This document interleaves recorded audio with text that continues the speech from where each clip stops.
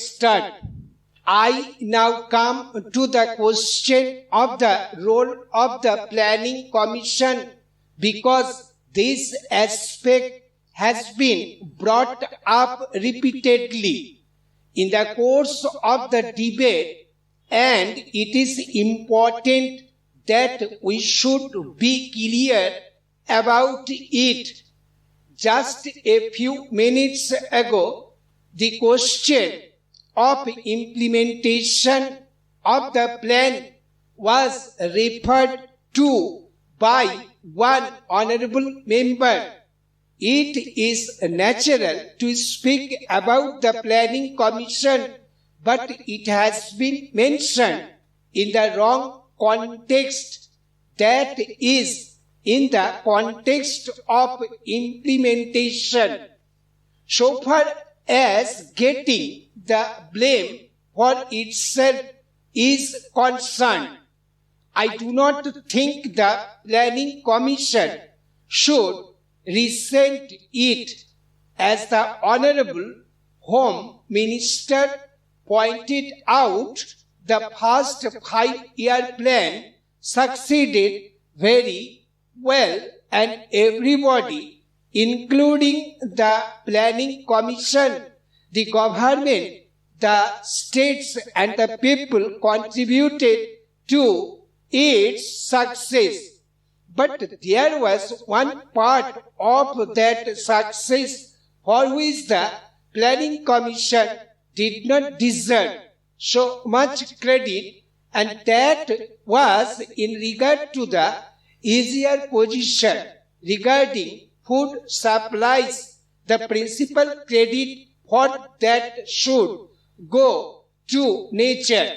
Yet the Planning Commission got the praise for it, which was not correct. Parachin. Now we are beset with certain difficulties which have slowed down the progress of the plan, difficulties for which nature is mainly responsible and others for which the international situation is responsible.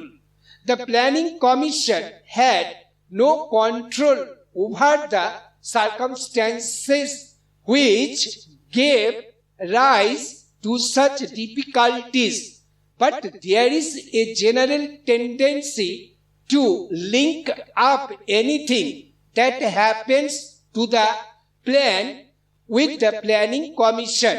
Let it be very clearly understood that the Planning Commission has a certain set of functions to perform. It has specific terms of reference. There is a misapprehension which seems to be fairly widespread that the Planning Commission has the responsibility for the execution of the plan schemes. That is not true. The Planning Commission, no doubt, make an assessment of the resources, determines priorities, formulates the plan, and reports on its progress from time to time. But its functions are always advisory, never executive. The Planning Commission stands outside the field of execution. I do not disclaim responsibility for anything that goes wrong with the plan or for any failure, because I stand here not only on behalf of the Planning Commission alone, but also on behalf of the government of India. Therefore, if anything has gone wrong, we are responsible for it, nobody else. Para. In our zeal to husband our resources and to utilize them to the best of our ability, let us not do something which may imperil our efforts. Too much scrutiny, too much red tape, and too many difficulties put in the way of those who are trying to implement the actual work does not make for success. I am speaking not in the air.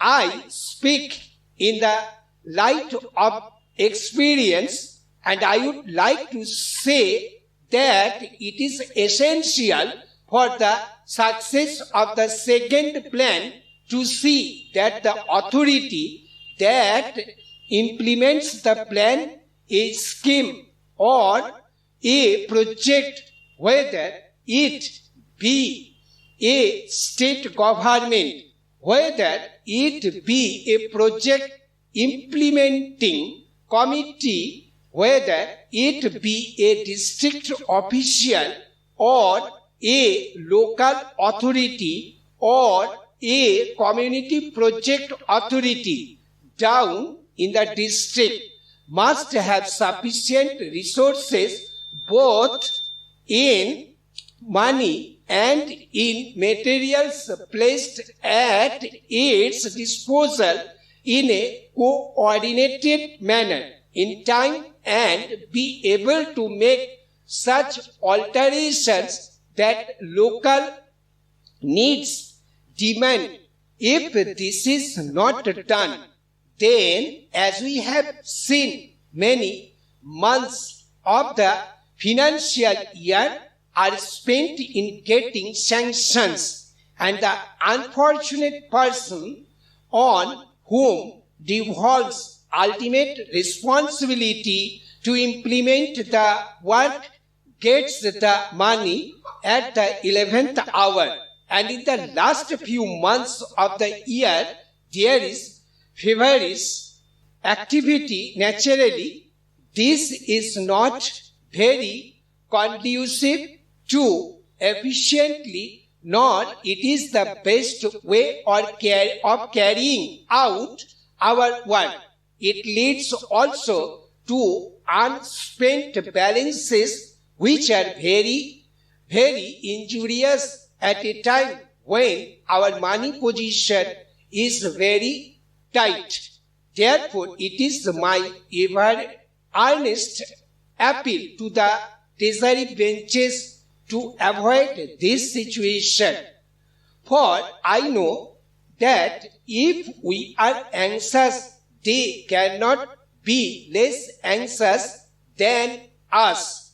In regard to the allocations made by the Planning Commission to the different states which will be going through the administrative ministers at the center, they should be made in such a manner that the administrative and finance departments, that of the center and of the states, do not have too irritant checks at every state.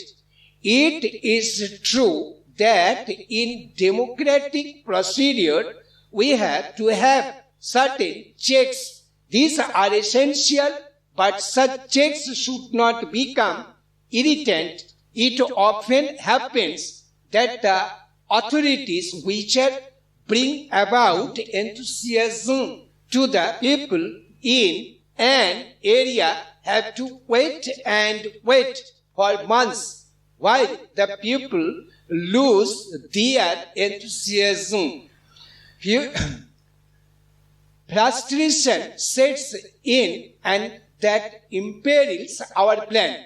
The President's address has said that in the first year of the plan we have not been able to go ahead, and the reason given in the state's reorganization. Stop there.